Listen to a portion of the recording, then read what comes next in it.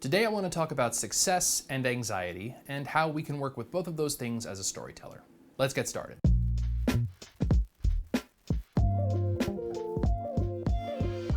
Hey everybody, my name's Joe. Welcome to Tabletop Theory, where we talk about things like educational theory and counseling theory and how putting those things together and getting a better understanding of them can help make you a better storyteller.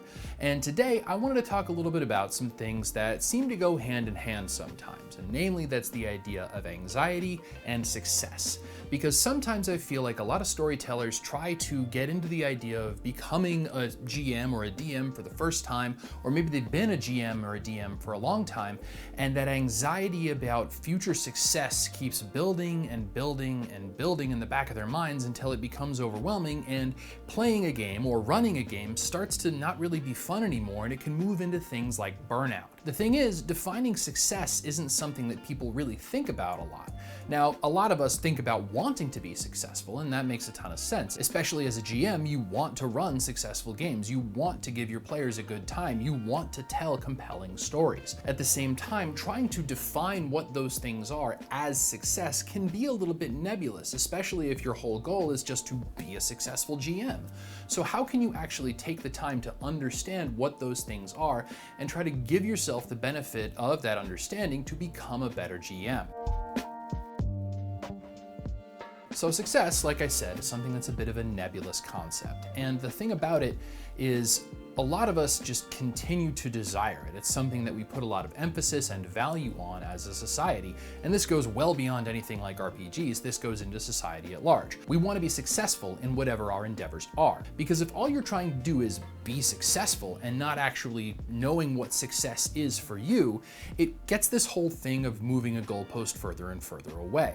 If what you do is run a successful game, but suddenly you're like, okay, I ran one successful game, I need to run another successful game, you don't take the time to acknowledge the fact that you've run a successful game, and that goalpost continues to move further and further away. Instead of one successful game, it becomes 2, and then 5, and then 10.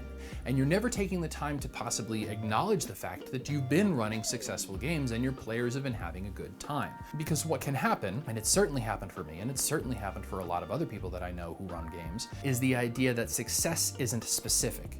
It's something that continually moves away, and then what ends up happening is you never validate yourself for the successes you achieve.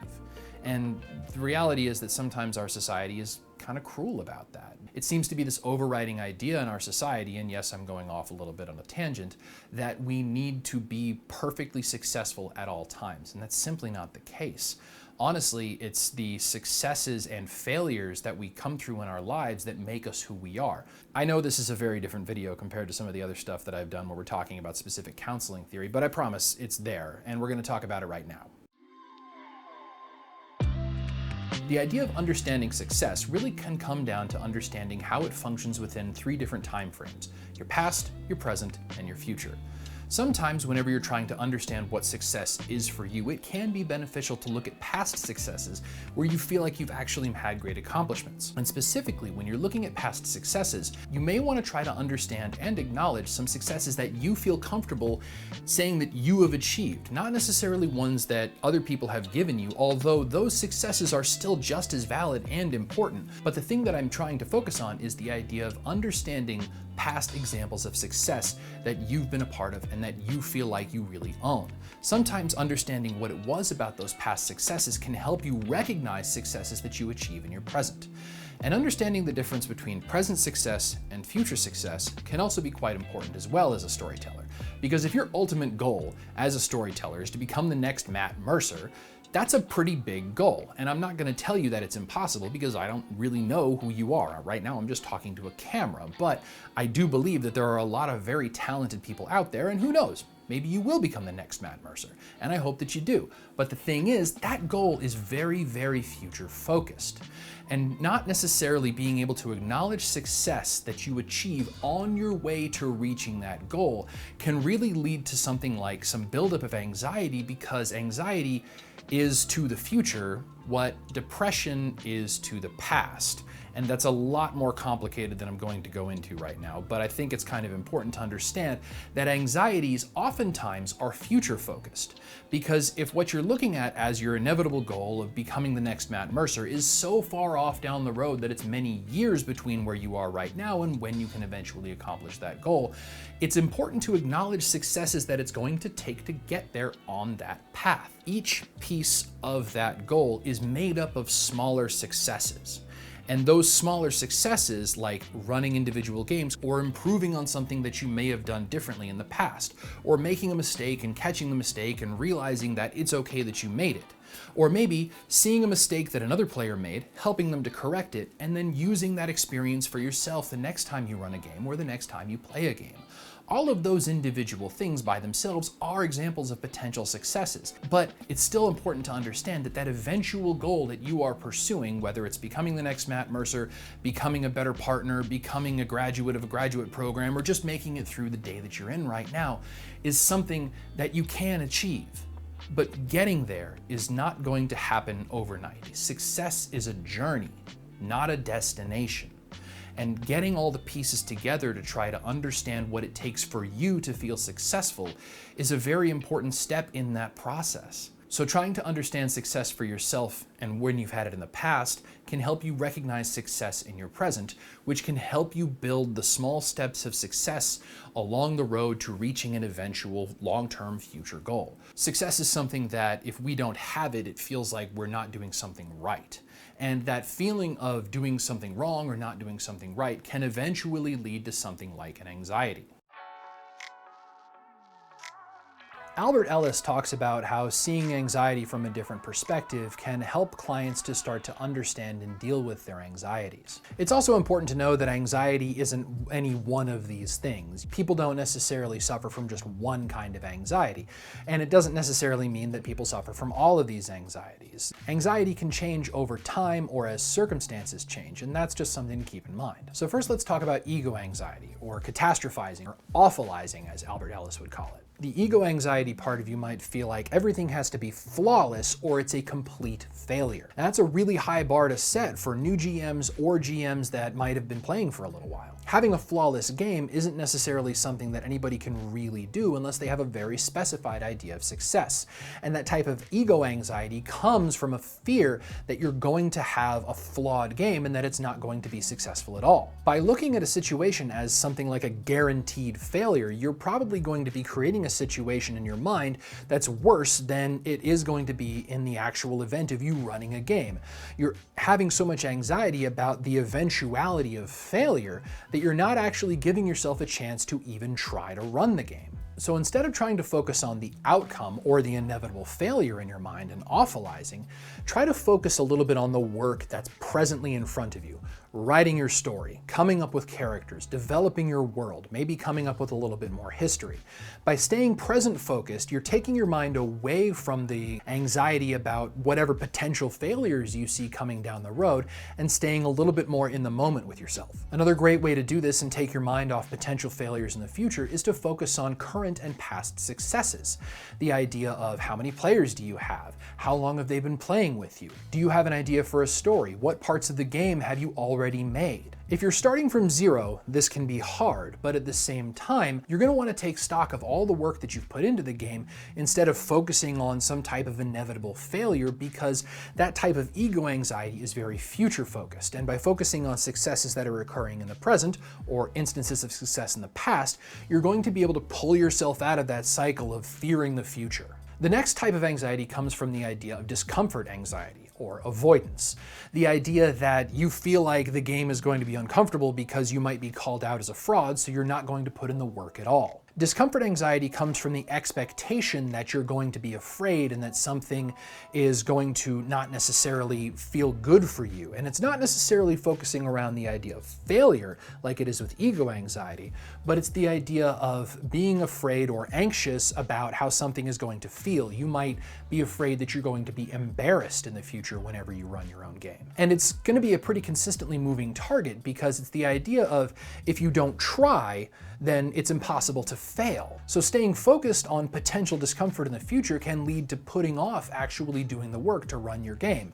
The other word for that is procrastination. If you feel like you won't be a good storyteller until your game is ready, ask yourself the question, how will I know when my game is ready? How will I know when I'm ready to be a storyteller? Chances are those questions are going to have some pretty nebulous answers. So maybe instead of focusing on something that's really far out there and a bit unclear, try to give yourself the benefit of the doubt. Focus on the present and try to see what it's going to take for you to feel comfortable just to present one part of your world instead of the whole world to your players. If you're the type of person that feels like they need to have the entire narrative mapped out and the entire world, gods, calendars, magic, everything all fixed before anybody sees your effort, maybe try to back it down a little bit and focus on something smaller before you try to show everybody and all of your players the entire world all at once, because your players aren't going to be able to take in all of that information right away. They're going to have to deal with it piece by piece and session by session. And when you do meet a goal, try to congratulate yourself. If you get through a session, let yourself feel comfortable with that. Let yourself be congratulated, not just by yourself, but maybe by your other players. And please don't brush it off, because that type of congratulation is a really important part of realizing those successes and being more comfortable in the future and trying to reduce that sort of discomfort anxiety from happening again. And the last type of anxiety is the anxiety about anxiety. It's the sort of idea of a feedback loop that happens. Sometimes when people are dealing with the future of wanting to do it perfectly, like we're talking about with ego anxiety, or with discomfort anxiety, feeling like they're anxious about what could potentially happen if they feel uncomfortable or embarrassed, they start to feel anxious. And then they start to feel anxious about being anxious. And it sort of snowballs into a much larger feeling of frustration about that anxiety. And then you eventually get distracted by that anxiety instead of remembering that you were anxious about being uncomfortable in the first place. And all of your focus goes to being anxious about being anxious. That sounds really frustrating, but there are certain strategies you can use to walk yourself back from that sort of situation. If you find yourself being distracted, it's okay to try to take a step back like we did with discomfort anxiety and focus on one thing. Don't focus on the world, don't focus on the story, focus on developing something singular that can be more developed throughout different parts of the game. Maybe you want to focus on one NPC, maybe it's not even a main NPC, maybe it's a tavern keeper, maybe it's a Mr. Johnson if you're playing Shadowrun, maybe it's the Seneschal if you're playing Vampire. Take the time to focus on one character, and what that'll do is stop you from focusing on being anxious about being anxious, but be very intentional. I'm going to work on this tavern keeper instead of being distracted by the anxiety about my anxiety. And throughout all of that, accepting the fact that you are anxious and telling yourself, I'm anxious, and recognizing that gives you the opportunity to see it, recognize it, acknowledge it, and then refocus on something else. Because over time, as you pull yourself away from that distraction of being anxious, you're going to give yourself more opportunity to work on your game, but you're also not going to succumb to that anxiety that seems to be building up every single time you feel uncomfortable, or you feel like you're not going to be able to do the job perfectly and you might get called out as an imposter. It's important to keep all of these things in mind, because so many of the storytellers that I talk to who could be really great storytellers, and here's a secret, anybody can be a really good storyteller, and it's actually not a secret. If somebody calls you out as a fraud, nobody has any way to do that. There's no organization, there's no body of peers, there's no supervisory accreditation group that looks at people and says, you're a storyteller and you're not a storyteller. That doesn't exist. So it's okay if you feel like an imposter, but it's also very important to recognize that you're not an imposter. Because sometimes asking yourself solution-focused questions about the anxiety that you're feeling about being a storyteller or just about being anxious can help redirect your mind to a situation where you're actually able to refocus on what you want to do. Things like, how do I define a successful game? What does a successful game even look like? What opportunities am I going to miss if I don't let other people see the game that I've worked so hard on? So that's all I've got. Thank you so much for watching. I appreciate your time, and I realize that this one is a little bit different and it's a little bit more focused on counseling and a little bit less focused on role-playing games, but I think that the two do dovetail quite well together whenever we're talking about some of the difficulties that I've seen different players and storytellers confront over the years. Because understanding what it takes to become a successful storyteller isn't something that anybody can tell you except for yourself, because the only person who could truly define success for yourself is you. If you feel like I missed anything, or if you feel like there's anything that you'd like to share, feel free to leave it here in the comments section, or you can follow me on Twitter or Instagram. If you enjoyed the video and you want to see some more like it, please consider subscribing, and if you really feel like you want to encourage more like this, please feel free to hit the like button down below. So we talked a lot about anxiety today, and I really wanted to give everybody the opportunity to learn a little bit more about what might happen if you're dealing with something like an anxiety attack. And it's a really important and very easy thing to keep in mind. It's something called the 5-4-3-2-1 method. And it's actually pretty effective to help people start to do something called grounding whenever they find themselves dealing with something like an anxiety attack. And like I said, anxiety is something that's very future focused. So what a grounding technique like a 5-4-3-2-1 method is meant to do is to bring you back to the present and into your body. So what is the 5-4-3-2-1 method? So you're going to be naming 5 things that you can see, 4 things that you can feel, 3 things that you can hear, 2 things that you can smell, and 1 thing that you can taste. If you can take the opportunity to go through all of those different things and all of those different levels of your senses, you're going to become more grounded in your body and more present focused instead of focusing on the future and whatever anxiety that might have been overwhelming to create an anxiety attack for you. It's a helpful tool and a really great intervention that I've seen people use and I've helped people use in the past. So I hope it's helpful to you, and I hope it's something that you might be able to utilize for yourself or help a loved one learn how to utilize. Thank you so much for watching. Take care, be kind, and have fun adventuring.